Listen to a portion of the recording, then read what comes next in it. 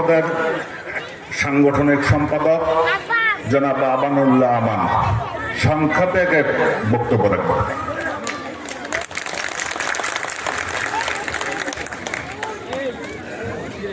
বিসমিল্লাহির রহমানির রহিম।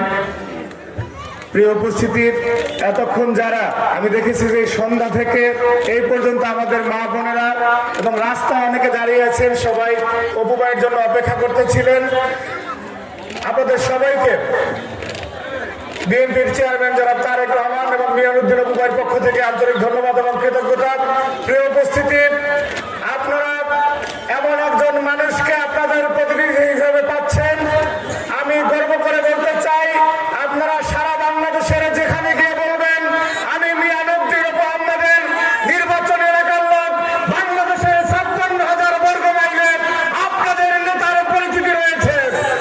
প্রিয় উপস্থিতি, আগামী নির্বাচন নেতৃত্ব জনাব তারেক রহমান তাকে কতটুকু স্নেহ করেন ভাইয়ের মতো, আপনাদেরকে আমি বলতে চাই, আপনারা আগামী ১২ তারিখের নির্বাচনে অপু ভাইকে যদি ইনশাআল্লাহ সংসদে পাঠান, বাংলাদেশের যে কোনো জায়গার চেয়ে এই জনপদের উন্নয়ন বেশি হবে ইনশাআল্লাহ।